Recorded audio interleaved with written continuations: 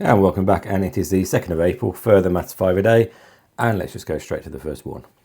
Right, so we have a graph shown below is a graph, and what's notable, although it doesn't specifically say it, but I think we can presume from the graph, it's a straight line graph, so therefore there's no x squares or x cubes or anything else, which means that when it says for part 1, write down the domain, I can just use the graph to work out which is the range of x values I'm putting in, and those x values are between -4 and 9. X goes in the middle because it's the x values I'm looking at. The in values are the domain values, and I can have 4 and 9, so therefore I'm going to have -4 is less than equal to x, which is less than equal to 9. I can guess what the next question is going to be, and yes, I'm right. So work out the range of x. So very similarly, I know x, or I know the range, the output goes from -2 up to 14. I can include -2 and 14, and do think about that because that's often the point of the question. So the question is saying to you, can you include those numbers? In this case, you can. And instead of writing x here, I care about the output, so you can either write f of x or you can write y. In this case, I think f of x is a better fit because I'm talking about the function f of x. And that is first question done. Not too bad, obviously very difficult if you don't know what you're doing. Next question.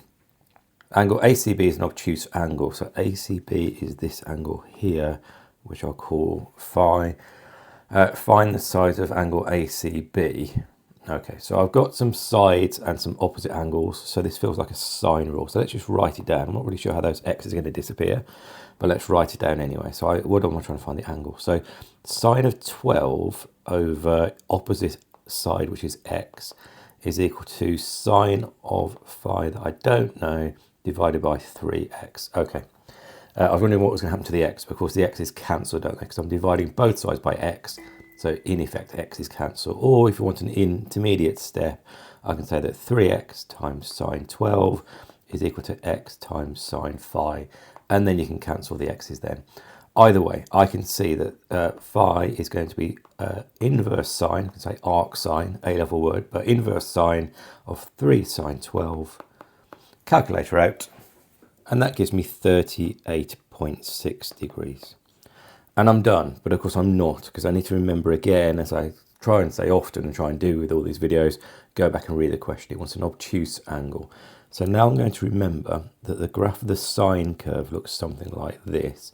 And between 0 and 180, it is the case that this value here is equal to this value here. In other words, you can remember the rule that sine 180 minus theta is equal to sine theta. Or you can use the cast diagram, or you can use the curves, which I much prefer, I have to say.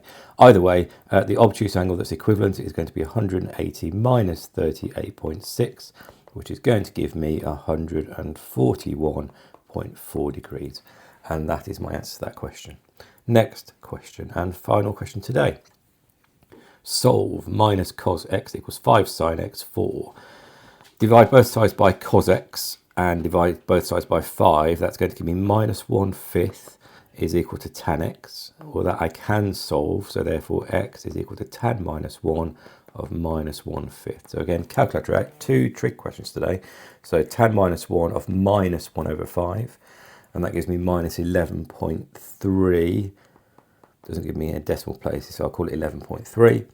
Now, obviously -11.3 is not between the range that I care about. So a quick sketch, and my tan graph does this. Again, if you're doing it in an exam, do a slightly better job than mine doing, but that will do. And -1/5 doesn't actually matter about if I'm correct or not. It's here, and then it touches once here and once here. And the crucial point is these all differ by 180. So in other words, if I keep adding 180, I'm going to get all my solutions.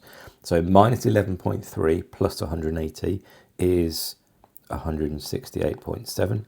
And then add another 180 and I get 348.7. And if I add another 180, then I'm outside of my range. And that is it. Questions done today. Good mix of questions again. I like the functions question. I know functions aren't everyone's favourite to start with.